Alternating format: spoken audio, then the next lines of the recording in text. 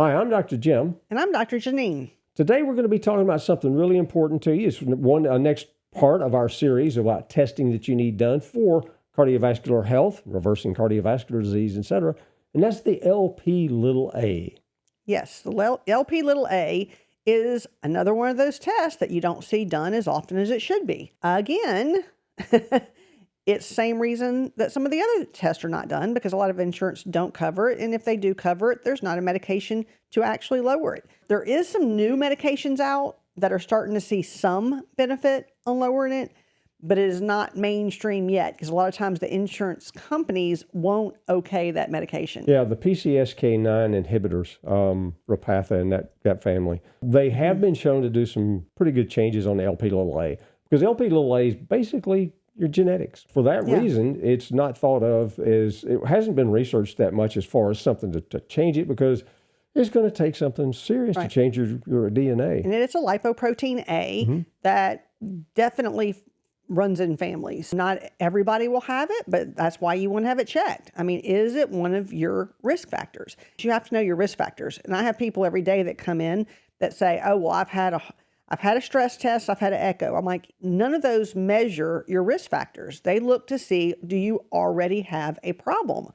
You don't want to wait until you already have a problem. You don't want congestive heart failure already, that you see on the echo. Right. You want to do whatever you can for preventative. And that's what we stress a lot, is knowing your risk factors and doing what you can do ahead of time so that you can change them. Because with lipoprotein A, you can change it, maybe not make it go down to absolutely nothing, because it is a genetic factor, but there are things that has been shown to help. And I don't think you want it to go to nothing, because it really does have these. They even talk about some of its benefits. It helps in clotting, and they say that it can actually be, it's been implicated in our vascular healing, because it helps form the little blood clots. So if you have micro damage to a vessel, then it could, they're kind of stretchy about this one, but it could possibly be beneficial in a way that it could actually help the healing process. But almost everything that your body produces, there's usually a good reason for it. Right. But an overproduction is what you don't want. Right. And an overproduction definitely can cause a problem. Right. Now, there are some things naturally that you can do if you have that genetic factor. And we see some people that have it greatly, and we have some people that don't have any. I have many people that it's repeated because it's like so low it can't be detected. So we see it both ways. I'm one that actually mine can't be detected at all. His, on the other hand, can be high if he doesn't do the right things to lower it. Now, the niacin. Niacin is definitely the one thing, even in medicine and in natural world, because it's used in both places, has been shown to actually help with lipoprotein a. It sure has. Yeah. And so we use even as low as 1,000 milligrams a day, which is what we normally start people with.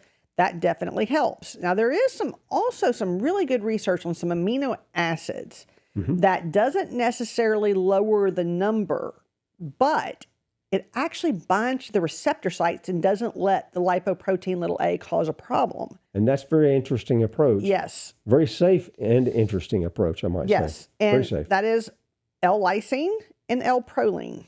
And you do see both used in cardiovascular products, because it is one of those things that helps with cardiovascular risk. No doubt about it. So L-proline, proline and lysine, and there's really not a problem with taking those. It's really not real expensive to take. If you do have a high lipoprotein a, you definitely want to do the lysine, proline, and niacin. We use a product called Niacin, which is a time-released niacin, where it doesn't quite give you the flush all at one time, like a lot of people do not like. But there's a lot of different niacins out there on the market. The key is knowing your values. That's the key. Yes. That's why we talk about in this series, we're talking about the tests that you need, additional tests, by the way, because they're not going to be done for you routinely, because they don't do a Lp(a) routinely, simply because, like she said, and it's kind of a sad fact that, well, if insurance doesn't pay for it and there's no drug for it, it doesn't exist, right? I don't think so. But that's and I've the had problem. a few people that had extreme high lipoprotein a, and they went to their cardiologist, and they have to go through all kind of paperwork and all kind of stuff to even get them to consider the drugs that can lower it a little bit. because those drugs itself are very expensive. So insurance companies out there don't want you knowing what your lipoprotein A is, because then they might have to pay to help lower it. That's a fact. Okay. Hopefully you got something good out of this. Stay tuned. What's our next one on? Our next one is C-reactive protein. Yeah, C-reactive protein. Find out what protein.